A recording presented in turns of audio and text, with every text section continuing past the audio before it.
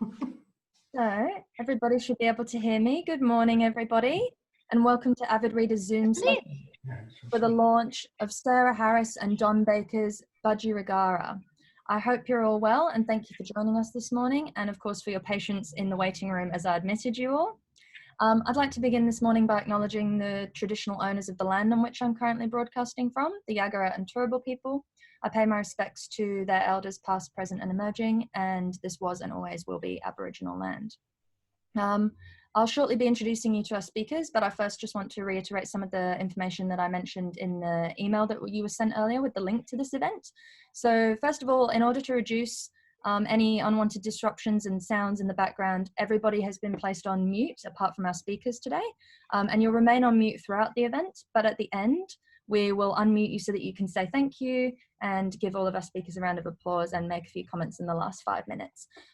If you have any questions when we do move to question time, please type them in the chat box and I will read them out so that our speakers can respond to you. Enough from me now. I'd like to introduce Sarah Harris and Don Baker. Very conveniently, co-authors Don and Sarah are also a couple. Both veteran journalists, they flirted briefly with being fruiterers before deciding to stick to their knitting. They live on South Australia's Fleurieu Peninsula with their flying dog Smudge. In conversation with Sarah and Don this morning is Wendy Shirley. Wendy is an experienced business leader and the savvy executive officer at South Australian Financial Counsellors Association. She's also a good buddy of Don and Sarah's, who has seen the progress of Budgerigar from proof to printing. Sarah, Don and Wendy, I'll let you take it from here. Thank you. Thank you. Thanks, Emma. Thanks, Emma. Thank you. So good morning, everybody. So I hope that you get a lot out of this morning around Budgerigar, Don and Sarah's little baby over the last 12 months or so, guys? Yeah, a bit more than that, yep. Yeah. Well, let's get started. So as Emma said, we're buddies. We've been in your home, stayed there. But I've got to say, there's no sign of a budgerigar anywhere, not so much as a sprig of millet. So, why budgerigars? How did you come up with this?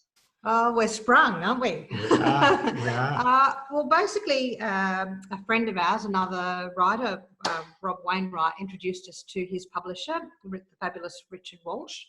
And we had an opportunity to meet with him and have a bit of a chat to outline some ideas that we had for a bit of a historical thing, which involved a lot of different characters and events. But during the course of that conversation, the word budgerigar came up. And this was like this great big light bulb went on over the top of Richard's head. And I don't think he heard another word I said. And I said to Don, I came home from that meeting. I said to Don, I think the book we're writing about is about budgerigars. And what did you say? I said, you were joking. I knew nothing about budgerigars, or very little. And I couldn't believe that that's what we got ourselves into, but we did. So, well, you've said you knew next to nothing about budgerigars. So how did you set about it? Well, first we kind of the publisher had a look and established that there wasn't really a social history of the budgerigar in the market, or not anything that was in any way contemporary. So he really just threw us the challenge, and then we had to create a bit of an outline and a first chapter or two to establish that there was indeed enough content and that we could make this thing kind of fly, as it were. So we just started the research process, and we're just blown away by the amount of stuff that was just lurking there, waiting to be scratched up. It's amazing it amazed me how much material there was there, and the fact that nobody had ever attempted a book on budgerigars as such, rather than detailed books about breeding and whatever. But, there are 6 books available today on crows, for instance, and other birds are covered in all sorts of detail, but the budgie just never seemed to have anything written about it. Well, you must have done a lot of research, you guys, because the bibliography is really full on. Did you really read all those books? Well, one of us did. Don read, you know, if not the entire books, the relevant sections that related to the bird that we were chasing. Yeah, well, he joined us up to every state library in Australia, and we found that the most fertile ground for material was really trove and the clippings, the newspaper clippings. Yeah, it's amazing the difference that a service like Trove makes. The amount of material there, it takes a lot to go through. The amount of material there is absolutely fantastic. And I think it's, I mean, we've looked at other online resources around the world and they're good, but Trove is way ahead of them all. Trove. So while you're doing all this research, you must have come across things that you never even knew that you didn't even know, sort of thing. So what surprised you? What surprised you most about researching all of this? Oh, there was so much. I mean, I don't think either of us had ever really given budgerigar any kind of thought. And I suppose, you know, unless there's a reason to, you know, why would you? But just the amount of material that was around about it was a surprise. And the fact that they were shipped from Australia in just such sheer numbers. And, you know, there was one dealer in Adelaide here that was shipping out 40,000 birds a year from about 1885 to 1905. And the majority of those were budgerigars. And it was just, we really were blown away. Well, I've heard you both say that lots of lessons to be had from Budgies, which kind of surprises me. What do you mean? For me, I guess it shows sort of how we've, I mean, if you look at the budgerigar as a bit of a cipher for what's happened in society, from how we treated the land from the time that we colonised it and its first people. I mean, the budgerigar very much shows what those colonial attitudes were like. You know, there was no real thought for the creature, the welfare of the creature itself. And now we've got to a point where some countries have actually introduced legislation that you can't keep a single budgerigar in a cage because they're such social creatures. It really is kind of pretty unfair to them. I think, you know, you look through the budgerigar story and it's the cage in the room. It's the cage in the room with Winston Churchill. It's the cage in the room with Stalin. And if you look at, I sort of see it's like looking at history through the budgerigar's eyes.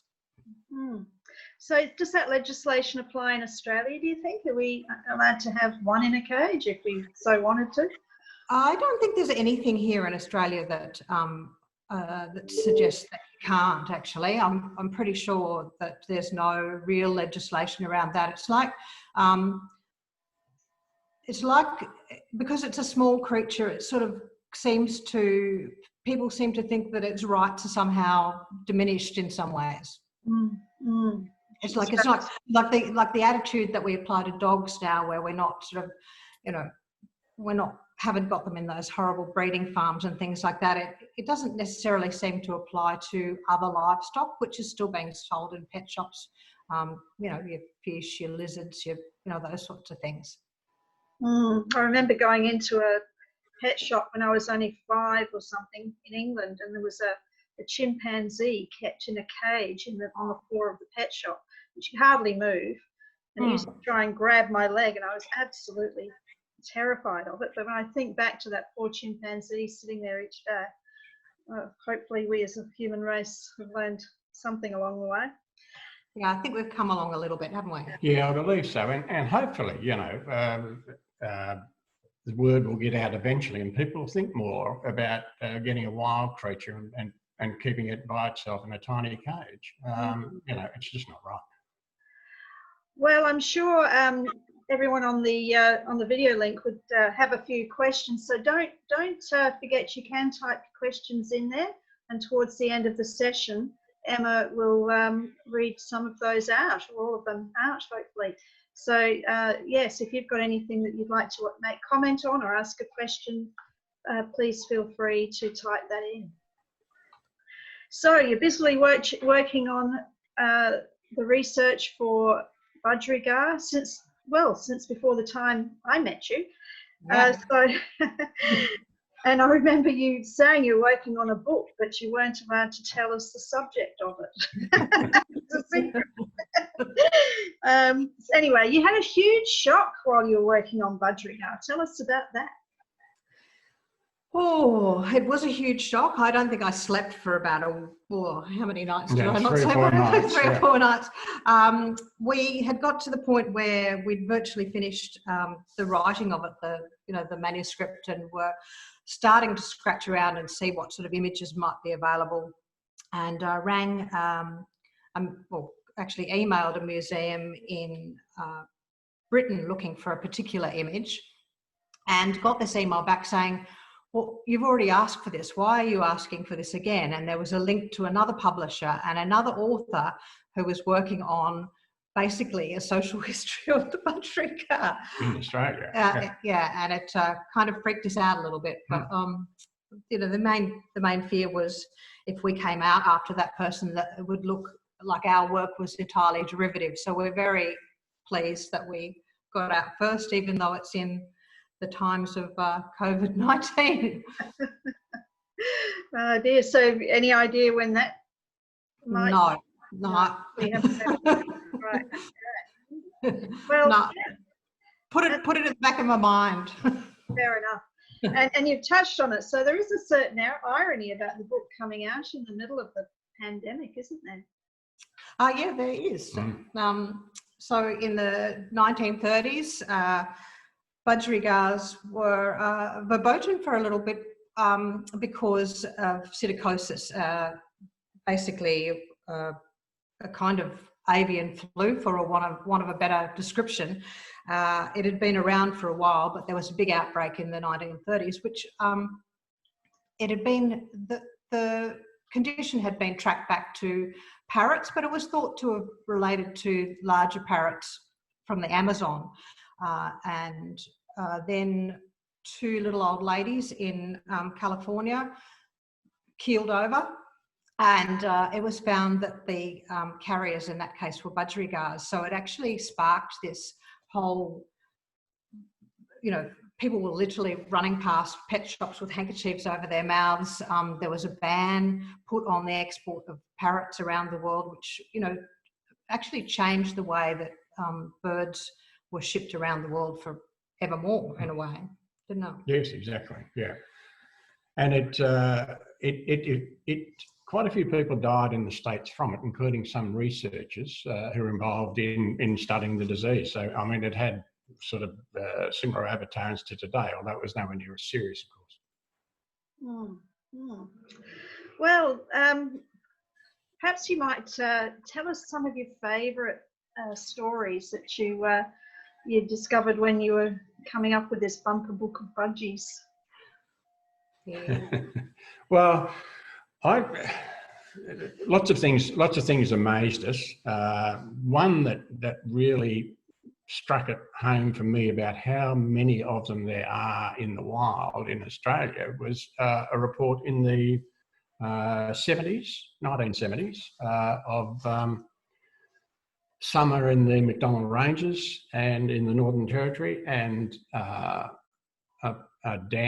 water pool where budgies flocked for water, and there were so many seen at that dam. They were sitting on the branches of red gums, and the weight of them was snapping branches that were 40 centimetres in diameter. And when you think of a tiny budgie sitting on a branch, you can imagine how many there'd be to snap off a branch that size. That was just one of the things that got me going. And I was also, I hadn't realised, I knew the budgies were popular pets in Britain. I hadn't realised how much they had spread to Europe, and there were huge budgie breeding places in France, for instance, before World War I. There was one in particular before World War I that they said that if you put all the budgie aviaries end to end, they would have been 1.2 kilometres long, and that breeding area was destroyed. It in fact was a site for Aussie troops to camp during World War One. It eventually was destroyed, was rebuilt again after World War One, and along came World War Two, and it was destroyed again. So there are just dozens and dozens of stories like that that just fascinated me. And my favourite story, this probably relates to a little bird that ended up being called McIver, and he escaped and was seen at this lake in Winnipeg in Canada, which is really, really, really cold. It's like it was over winter, over Christmas, it was like minus 23 degrees or something. And this little bird was just seen hanging out with robins around the edge of the lake. And a call went out to people who had seen it. They realised that it was clearly not meant to be there. And so some animal welfare people got together with people whose property backed onto the lake, and they set up, they McIvered this trap, which is how the bird got its name. And eventually, I think it must have been at large for about 3 weeks, and they eventually caught it in this very clever kind of trap that they'd established to get the budgie. And he became kind of famous in Canada because it was just such an extraordinary survival story, how he'd hung out with these robins and managed to just scrounge around old bird feeders and stuff and live for long enough in those sorts of conditions. And when the story broke in the Canadian press, there were lots of people who tried to claim, like people from all over Canada claimed that it was their budgie, including this one little boy who said, if you squeeze him and it bites, he's mine, which didn't exactly endear him to the animal welfare people.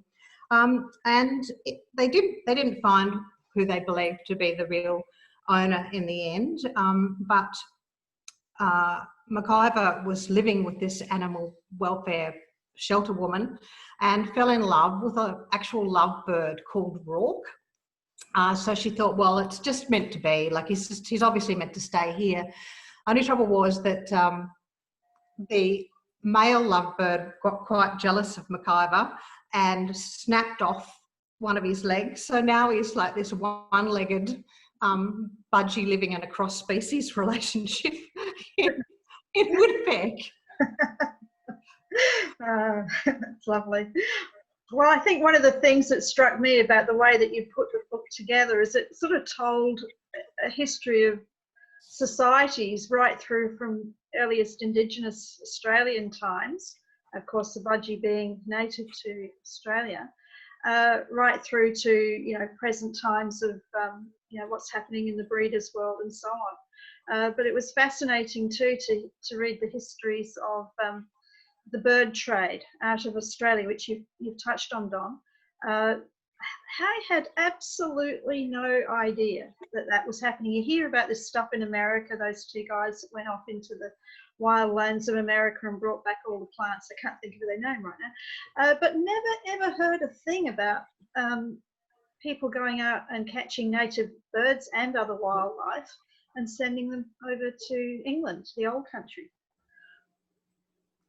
Yeah, it's look. The volume really did astonish us. That the number of birds that were going out, and the budgie sort of being so adaptable and prolific in the right circumstances. The trade continued at the same time as they were being bred up in huge numbers, as Don mentioned before. In America, in Canada, in Japan, in many European countries. And then, of course, they started sending the budgie back once the colour mutation appeared in the 1870s. The first colour mutation started appearing in the European aviaries, and blue budgies actually started coming back to Australia. Yes, the traffic, they were smuggled over borders to get in, to bypass the parrot ban into the States. You know, they had actually sort of wildlife mules that were smuggling budgies over the border. It's quite a big backstory. Yeah. So after all of this, you know, research and all that, so how do you feel about budgies now? Like, are you tempted to? Are we tempted? We haven't bought one. We'd buy two if we did. Yeah, the rule would be you'd have to have two, and they'd have to be a bit of a fly, you know, a big decent kind of cage instead of one of those little tiny ones. Yeah, when you visit enthusiasts and have a look at some of the aviaries they had, I suppose you could see yourself like that, but it'd have to be an area where they could fly around virtually free. Yeah, and I guess it was one of the things that said that birds that are bred today could not exist in the wild. They just couldn't. They wouldn't last 5 minutes. Whether it be their different colours or whether they just didn't know how to socialise. So that would say to me, well, if you went to, do they have like places where you can go and get lost budgies and claim them for your own? I don't know. Yeah, well, the RSPCA gets birds the same way that it gets dogs and cats. I mean, you can adopt budgies that way. There's a bird, quite a famous bird called Cooper, who lives in San Diego, and he's one of a number of rescue birds that this couple, Michelle McKee and her husband Harry, have adopted over the years from shelters, and they've got a thing called, what's that thing they list? In America, they've got a thing called something or other, Craigslist, where you know you can pick up birds from there.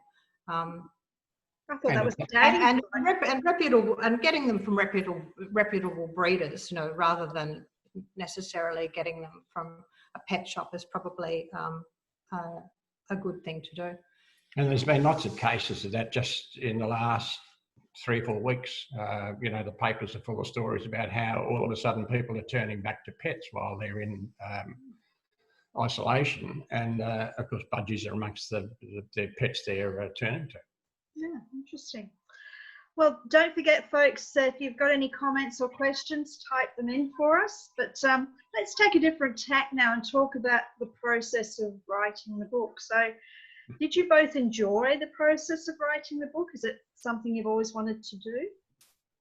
It's something I always wanted to do. From going back years, I'd always fancied writing a book. It would have to be non-fiction. I can remember back in the late 70s, we came with a couple of friends, we brainstormed a proposal to write a book about how Australia likes people who come second. Strange sort of a subject, I know, but if you look into it, which we did, we came up with we spent quite some hours coming up with a scenario and got to the stage of taking it to Brian Johns, who was then the chief publisher at Penguin Australia. But it got no further for all sorts of reasons, mostly because we had other things to do at the time. But yeah, no, I'd always fancied writing some sort of a book. And I suppose it's also part of the reason is that with computers, you can sort of find facts here, there and everywhere and file them away, and then one day think, oh, if you put all these together, maybe there's a book in this. And that's partly, of course, how the budgie thing came about, because it was a reference to a budgie in one of these stories we'd collected that sparked it all off. So I'd always wanted to. Sarah decided to go along with it. I enjoy researching. She's a good writer. Easy peasy. Wow, I don't know that easy peasy is it. I hadn't really, I'd never really had this burning urge to write any kind of book. I know that everybody says, oh, you're a journalist, you must have a book in you. And yeah, maybe that's true, but I certainly didn't expect it was going to be about budgerigars. But it was actually really a really interesting process, and all those things that I've read in the past about writers saying that you need a lot of discipline. It's definitely true. You know, you need to sort of sit yourself down and go, okay, I'm doing this today, and we're going to work through this, and we're going to and break it down into sort of kind of achievable sections, chapters, so you're constantly moving forward the project. It was really interesting. I was going to ask about that, like practically, how do you do it? Do you set yourself a weekly goal, a daily goal? Obviously, you divided up the task with Don being the main researcher, you being the main writer, which I could imagine would work really well. So any hints to the rest of us who do think we've got a book in us somewhere as to how you might set yourself the targets for the day, the week, the month? Well, you must set a target, I believe. Various other writers talk about it, and they say maybe set yourself a target of 1,000 words a day. I think we were trying to achieve sort of 2,000 to 3,000 words a week, but that would involve writing them, then going over them, and then editing them, and then polishing them. And the target is the most important thing. And if you have a target of 1,000 words a day and you only write 750 today, maybe you do 1,250 tomorrow. And breaking it down, I think, was definitely the key for us to just go, okay, now this stage we're tackling the transport of, or this stage we're tackling, say, psittacosis, and looking at the whole history of psittacosis. So Don would be kind of feeding me material which was exclusively related to that particular subject, and I'd kind of like digest it and spit it out a bit like a steam train. Steam train. Well, see, it was like shoveling information into me, and then it'd go into here, and then it'd come out. Yeah. But you two are both journalists, and well attuned to writing and so on. But I guess when you're journalists, you're looking at those shorter pieces where you need to be concise and get your point across and so on. And with a book, you sort of let off your leash, so to speak, and you can go where you'd like. Did you find that a difficult transition from short and sweet to more descriptive and lengthy? I think I did, because, all my training as basically a tabloid journalist has been, punch, punch, punch, punch, punch. The interesting thing for me was you have these facts, and then, you put yourself into the situation where it's happening. So you need to sort of flesh it out with, what was happening around this fact at the time. What was the weather like? All the sorts of the aspects of imagining a story, as well as having the pure fact, which you don't really have room for in most cases in tabloid writing, and it's not really what it's about either. So yeah, I found it good. I was surprised that I liked it so much. Okay, well, that sounds hopeful. Another book in you guys sometime. Well, yeah, well, we hope so. Yeah, we'd certainly hope so. Well, for us mere typing letters or writing reports, or the things that I get to write every day in my job, what would you say to somebody thinking of writing a book?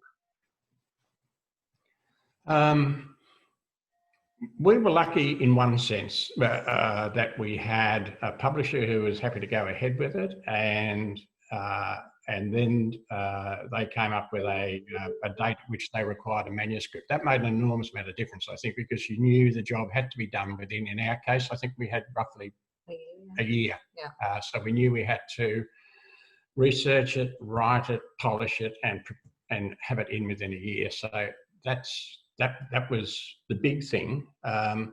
There are obviously publishers around who are quite happy to take a full manuscript from somebody and consider it. We didn't have to do that, which was good, because obviously it's going to be harder if you're going to prepare a 60 or 70, you're going to write 60 or 70,000 words on a subject and then hope somebody thinks it's good. Although lots of people do it, but yeah, we had the motivation, I suppose, of having a contract, you know, so that kind of made it solid for us. And you know, it meant that we could afford to do it too, because there's a little bit, not very much at all, but there was enough of an advance that I didn't have to sort of worry about waitressing so much. Okay, well, thanks for that, guys. And look, I'm sure that Emma's got a number of questions waiting for you. I might take over. Yes, I do. So I've got, the first question is from Linda Harnett. And Linda's asked, did your thoughts about budgerigars change during the time that you were researching the book? Good question. Given that we probably didn't have any real thought to begin with about budgerigars, apart from just like, yeah, they're a bird and they're pretty, and we've seen them in pet shops like many people. I think we were just astonished at how smart and how adaptable, and you know, just how much of a backstory they had, and how they you know, they're a quintessential Australian bird, basically. You know, I know we've got the emu on the coat of arms, etc., but the budgie kind of, I don't know, speaks to me about something about the Australian psyche. You know, a bit of a it's a bit of a knockabout bird in the wild. It can be very feisty, and it's just a hardy, rocking little bird. Really, it's very impressive. Linda, too, I think I'd always known it was an Australian bird, but it amazed me how many people didn't realise it was an Australian bird. That just really surprised me. In fact, people are still saying now, I didn't realise the budgie was Australian. And for a bird its size, as Sarah said, the things it can do is just is gobsmacking.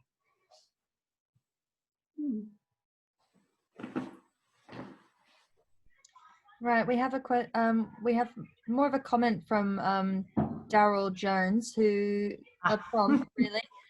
The story of the name from different places in the country is fascinating, of Budgerigar. Can you elaborate a little bit on that and what you learned in your research about that? Well, Daryl, thank you very much. He's one of our Brains Trust. We rang him. He has his own bird book, and is very up on this subject, which we wouldn't, in a way, the subject of birds, which in a way that we wouldn't profess to be. He gave us some wonderful anecdote about budgerigars in urban Brisbane that escaped and were hanging out with, I think, rosellas, or maybe it was lorikeets, and how they can't survive in the wild. The actual name budgerigar is one of the Aboriginal, it's definitely an Aboriginal word taken from the first 100 years of the colonists were here. It seems to have been a corruption of a word in the Gamilaroi or Kamilaroi language, which is sort of the Liverpool Plains, New South Wales area. They had a bird, they called the bird Budgerigar, and across various tribal boundaries, there's very similar word, slightly different spellings, slightly different pronunciations. So it's definitely an Aboriginal word, but the exact, you know, how it went from Budgerigar to Budgerigar, I think is a matter of, you know, colonials trying to get their head around Aboriginal languages and failing to do so. And it also had lots of other names early on. It was, you know, called a shell parrot. It was actually known as lovebird for a while. The word budgerigar didn't kind of cement itself until probably the early 1900, probably, I would think. And of course, it's still not called a budgerigar in the US, where it's referred to as a parakeet. Yeah. I have another question from Linda. Does bird disease transition to humans result from the stress of the birds being caged and stressed? There's some evidence that hygiene was definitely an issue in the spread of psittacosis in the 30s. When the disease was traced, because there were a lot of, it was during the Depression, and there were a lot of people basically trying to make money out of breeding budgerigars in their backyards in Los Angeles. It was kind of a bit, there was a real sort of slum trade, I guess you would call it. And when epidemiologists were sort of investigating the cases and the spread, there was clear evidence that the hygiene in the situation of the bird breeding and the stress that was the stress that birds were under contributed to the ill health of the birds, if not necessarily the disease jumping the species. Mm-hmm. And we have one more from Daryl, which is, did you come across much about cockatiels, another very popular little Aussie parrot in huge numbers? Look, we just, you imagine you can put blinkers on your head, and there were the amount of rabbit holes we went down. It was just not funny. There was just, Don would be reading away and say, listen to this. And I said, yes, but what is the relevance to the budgerigar? So while we were aware of the existence of the cockatiel, we tried very hard not to pay any attention to it. Those are all the questions that I've got at the moment, so I might hand back to you, Wendy, and I'll keep an eye on the chat box for any more that come in. Sure. I guess one of the things that shone through to me in the book was the humour. You really invested a lot of humour into the book, and I got quite a few good laughs out of it. I guess one of the funniest chapters was the sexual life of the budgie, and so well done on putting that together. Another word that struck me in reading the book was that beautiful word for flocking of budgies, murmurations. I just never knew that was such a word. It was gorgeous. Yeah, that I was talking to a zoologist called Mark Carter, who he's with the Alice Springs Desert Park. Yeah. And he just gave these, or anyone really who has seen a murmuration will give you, it's just one of those sort of gobsmacking experiences. The sound of like hundreds of thousands, if not in some cases millions of budgies. Just, you see those huge murmurations of starlings, but the budgie does it too in the outback, and it really is an item that's on the bucket list for the international birders. Serious international birders just desperately want to see budgie murmurations, and because it results from sort of like the boom and bust cycle in the landscape. I mean, it happens, the population builds up in times of plenty when there's plenty of water and plenty of seed and stuff. And Mark described it as being like an expression of joy in the landscape, and I just thought it was a beautiful descriptor. Mm-hmm.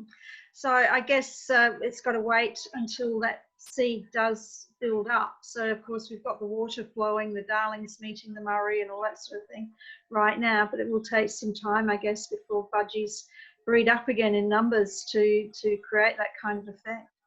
Well, they can breed up really, really quickly. They're very prolific. I mean, one of the things that when they were first taken off to Europe, what they discovered was just how prolific budgerigars, particularly kept in sort of aviaries where they had plenty of seed, plenty of water. They didn't have to do anything. I mean, they were just pumping out little baby budgies, and there's plenty of evidence of the zoological societies, the zoos, basically giving them away to people because they had way too many of them. So it can happen really quickly when all the conditions are right.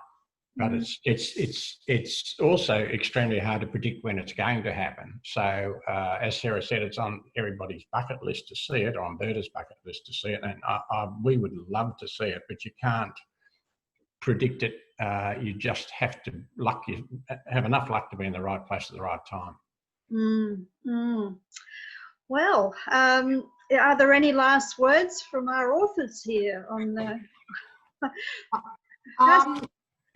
Look, I just have to, one little story that I love, to go back to the stories that you love, and there are lots of them, lots of stories about budgies talking their way home, for example, that have been taught to recite their address, and have been found in somebody else's yard and sort of said, my name is Billy whatever and I live at such and such, and turn out to be right.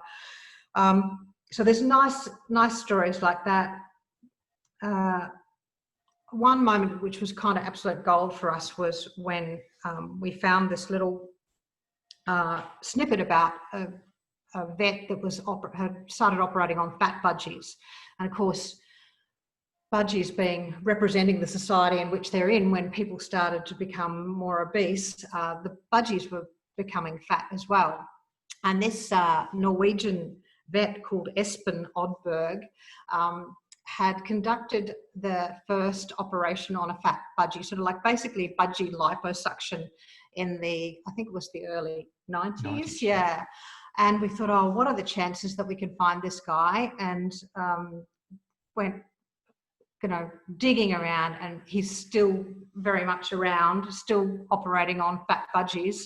And it was a bit like sort of talking to the Norwegian vet version of the Swedish chef. He was just, I'm not even going to attempt to do the accent, but, when I said to him, and how do you operate on like a fat budgie?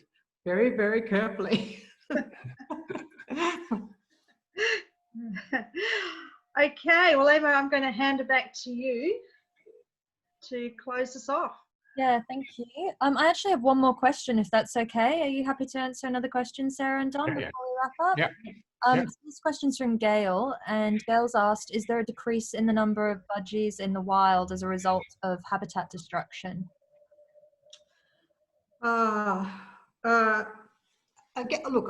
Again, that's probably a bit difficult to answer. I mean, I think you would have to say, logically, yes, there is, because there are areas where there would be budgies, where there's now, that have been developed, or they've been stripped of resources and they've been forced into other areas. But because they are basically a dry land bird, they're a bird of the arid interior, they are a little bit more fortunate than some other species, in a sense that a lot of their habitats are still there. The issue is probably when they're in their breeding season, because they breed along the Murray and places like that, if there's no water in those areas where they would traditionally breed up in the red gums or whatever, that obviously has a big impact on their population. So the availability of water has probably been even more is more of an issue for the budgie than even the development of habitat. I think that development of other areas of habitat. What do you think? Yeah, and the areas they inhabited 200 years ago, of course, have changed a lot. You don't find them as much in sort of Victoria as they used to be, certainly in parts of New South Wales. I mean, they were even around the Sydney region in small quantities when white people first settled there, but you don't see that now. But I think in the outback, in the drier areas, there hasn't been any great effect on their numbers. Very good. Any other questions there, Emma? We haven't had any more that have come through, no. So what I might do, unless there are any final comments, is thank you all so much. That was a wonderful discussion. I'm going to unmute all of our participants now so that everybody can clap and say thank you. So I'll be able to now. Comments. Yeah, we've still got about 5 minutes, so you can make a couple of comments if you like. But yeah, thank you all for joining us. I've posted a link to purchasing Sarah and Don's book, and I'm going to post it again here in the chat box. So if you missed it, it is coming in now, and I'm going to unmute you all so that we can say thank you. And thanks again for joining us, and we hope to see you at another event soon. Thank you. Thank you so much. Thank you. Thank you. You guys, thank you for joining us. We really appreciate it. And thank you, Wendy, dear Wendy. And I see a couple of familiar faces there. Yeah, it's nice to see Wendy. Nice to see Cousin there. Nice to see Daryl there. I think Vic's probably on the line somewhere, who I should have acknowledged the huge help we got from the breeding community. I mean, we were really, really, really fortunate to have people like Vic Murray, Alan Rowe, Kelvin Kurkoski. These are people who are quite big in the budgie breeding. No wine, no. These are people who are quite big in the budgie breeding fraternity, and they were just so generous with their info. Troy Holmes, another one. Henry George. Like we couldn't have done it without the generosity of all the people that academics, breeders, everybody who knew budgies, stuff that we didn't know. And you did have a lovely lot of acknowledgements in the book, but I do love the last line. Dog Smudge, it should be publicly noted, did absolutely nothing. That's true. She does fly though. Well, thank you, everyone. Thank you very much. Thanks, Wendy. Thank Thanks, you. Emma. Thank you. Thank you. Thank you. Thank you. Thank you, Bye. Wendy.